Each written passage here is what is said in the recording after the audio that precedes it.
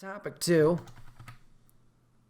I want to talk about maybe some future games. If I can look up this quick. Games to come out in maybe I'll just put 2022. Oh, shit. There we go. Talk about some games down the road. What I'm excited for, what I'm looking forward to. And just give my quick thoughts on those. Obviously, we're wrapping up on the end of this year of 2021. And, the Game Awards are coming up on December 9th. I believe that's a Thursday.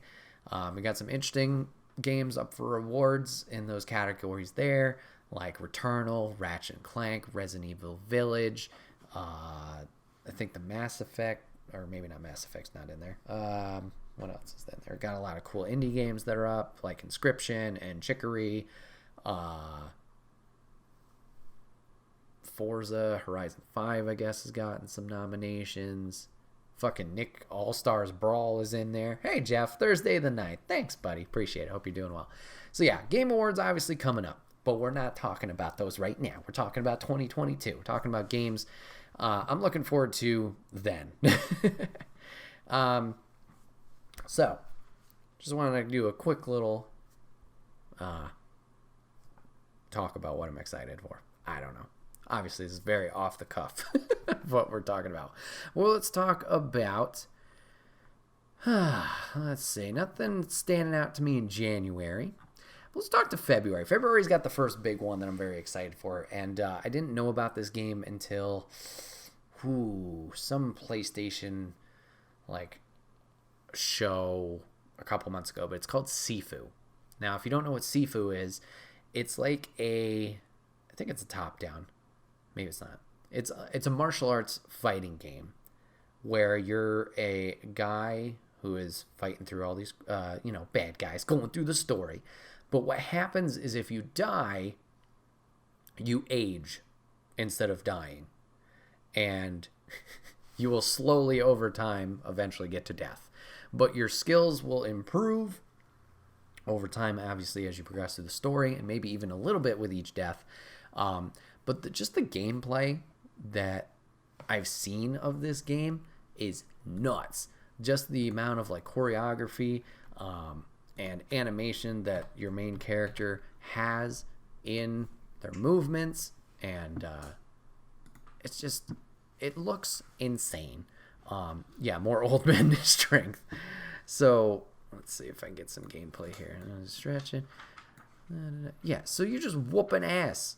Just it's over the shoulder, third person, and just seeing the amount of work that this team has put into the combat is insane. It looks like a lot of fun, almost kind of like a mix of John Wick and Bruce Lee and fucking Mortal Kombat maybe. It's insane. I'm really looking forward to playing this game and learning more about what is going on in this story. Seems like there's a lot of hand-to-hand combat, even some weapon combat. So we'll have to see what this game entails as it comes out in February.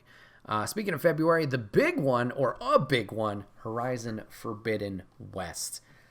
Ooh, boy.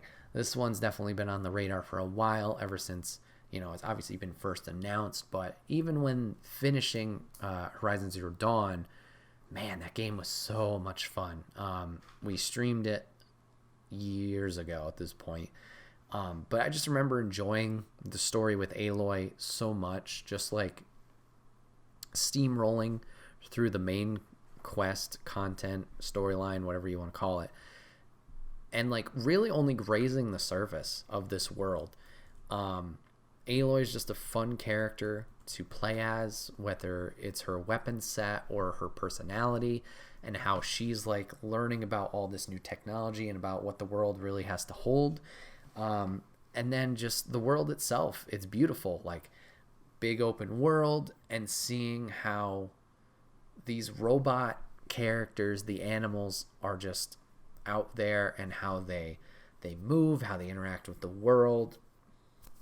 Just the different challenge of each different species of animal is a lot of fun. And this is another game like many on my backlog, that I need to revisit in Zero Dawn, because once again, I only really grazed the surface because I was just in love with the main quest line so much of breezing through it. There is so much more to discover, more things, like more secrets in caverns to learn more about the lore and more about the world and how it's evolved in its lifetime, and then just learning more about the characters and how the civilization works, etc. So Forbidden West, I'm very excited for. That debut trailer blew me away. Game looks fantastic, and it's exciting to see obviously Aloy back and doing what she's doing, but exciting to see the new stuff that she's able to do, whether it's the little paraglider that she's using or seeing the different tactics that she's being able to use to take down the robotic wildlife, along with the evil tribes, I guess you could say, in the world. Very excited for Forbidden West. February 18th, it says right here. I think that's accurate. I know it went through a little bit of a delay, but very excited to hop back into Forbidden West. I'll touch on it quick because I just know a lot of people are looking forward to this game, but Elden Ring, I saw a little bit of footage and gameplay of the beta that was released to certain people. Looks fun. Excuse me. It's like an open world Dark Souls, if I'm not mistaken. I think the open world mechanic makes it a little bit more interesting to me. The Dark Souls games, that brand, like Dark Souls, Demon Souls, Bloodborne, Sekiro, like, I'm not the biggest fan. I have grown to love Sekiro, and I eventually want to get back into that. But like that specific type of gameplay where it's really difficult, not the biggest fan of it. And I think that's why Elden Ring, I was like, oh, cool, you guys are getting something for you, you know. Great, good on you. I think the open world aspect is a little bit different in this one, and I think that intrigues me a little bit. But I've only seen a little bit, and from what I've seen, it looks fantastic. That one, I don't know if I'll hop on right away, but excited to see more of it, whether I play it or whether I'm just watching someone else play it on stream. We're going to skip March because I'm not seeing anything there. April's got not a whole lot either. And then we're popping in really, really far. Ooh, September and November. Nothing really super set in stone. But then we got some that are just to be announced titles that we've either seen, you know, some word of or some trailers, but nothing set in stone as of release dates, as far as I can tell by this specific list I'm using on Game Informer. This one I kind of jump back and forth between of like really excited and then not so much. It's Ghostwire Tokyo. That first initial announced trailer of very CGI-esque, I was like all in. I was like, holy shit, this looks amazing. It's, you know, like an action adventure, and it's like got all this like mythological stuff tied to it, and it's like, whoa, supernatural, this looks really cool. And then we got the gameplay reveal, and I was like, this not what I was picturing. This BioShock first person spooky spell hands thing. I don't know if it just didn't look super polished or what it was. It just, yeah. So I'm like 50-50. I really want to know what's going on with the story because it looks cool with all this like supernatural elements to it. But then on the other hand, I'm like, I don't know if that's what I was wanting from gameplay wise for it. I don't know. So Ghostwire, we'll see. We'll see how that kind of plays out. If I jump into that fully or not. Cool to see Destroy All Humans 2 getting a remaster. I'm glad the first one did well enough that they decided to go forward with that. We have obviously God of War Ragnarok coming out. That's another big one. High hopes for that. Similar to Forbidden West, obviously, you know, after playing the latest God of War, and then heading into this one, just the excitement levels. The story of Ghostwire of God of War was fantastic. Jeff still hasn't beaten it. He should. He's got some time. But no, I understand. A lot of fun. That game, the combat is obviously fantastic with the axe, how you're able to recall it, and just the amount of freedom you're able to have in your combat style, whether it's just you or Atreus assisting you. A lot of fun, and where that story leaves off and what you learn by the end of that journey is just really exciting to follow up on and do more with. Another one coming out, Gotham Knights. This is the first follow-up. Oh, no, this is not a... Is this... No, the Suicide...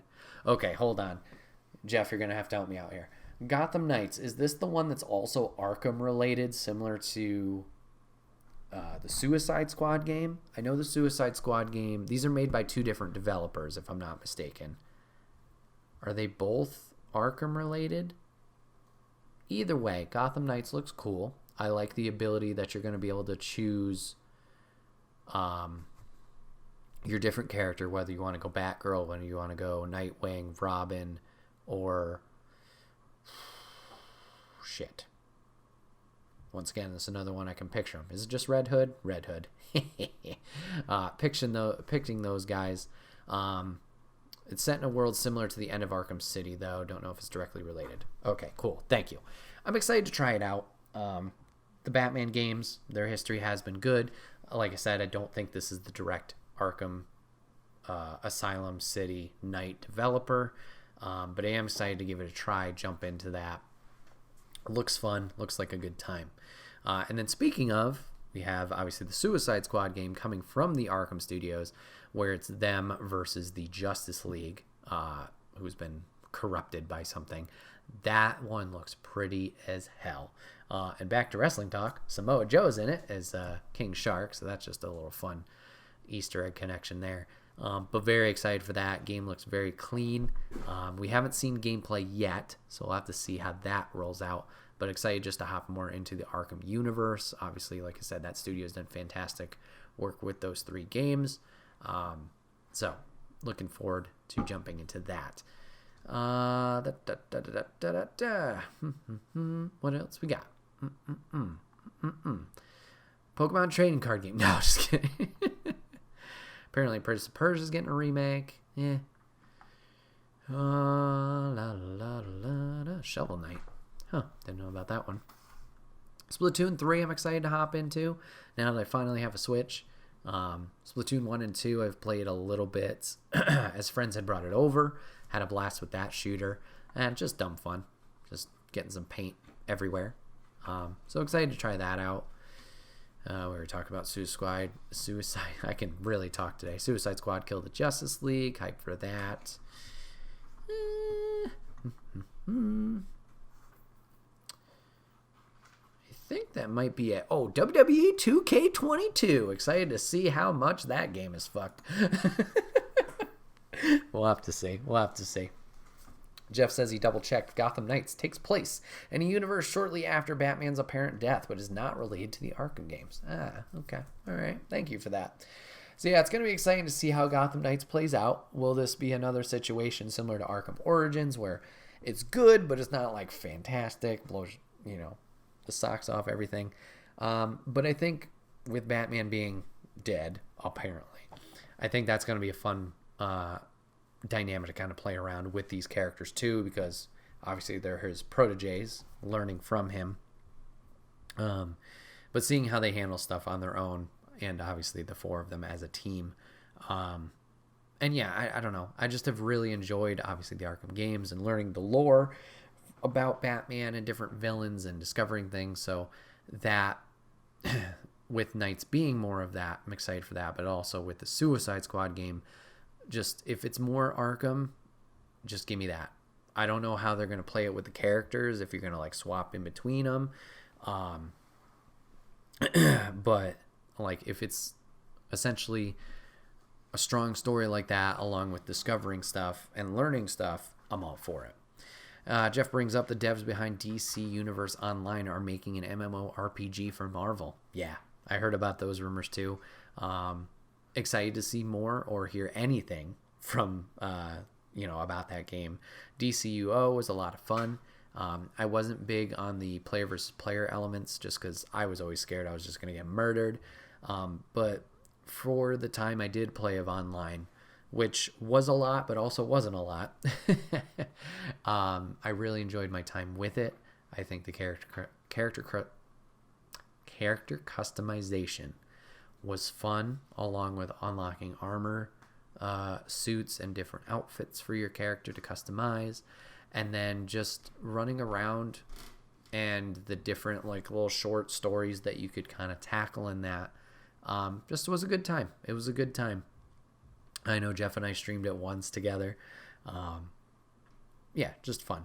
The thing I'm worried about with that game is if it's just going to be a palette swap. Like, is it essentially just going to be the same thing with Marvel characters, which in one way isn't a bad thing, but in another I could see everybody being up in arms about it, because like, how do you do this without it just simply being take Superman but switch it with Captain Marvel or whatever? Like, is it still we're creating characters and going from there, or is this going to be similar to the other Marvel MMO game that shut down a few years ago, where you're the heroes and you can unlock different ones and go from there? We'll have to see. City of Heroes? No, not City of Heroes. I know that one too, but no, it was another like MMO that had come out, and you would like, I don't know if it was cards or whatever, but you would buy to unlock like Spider-Man or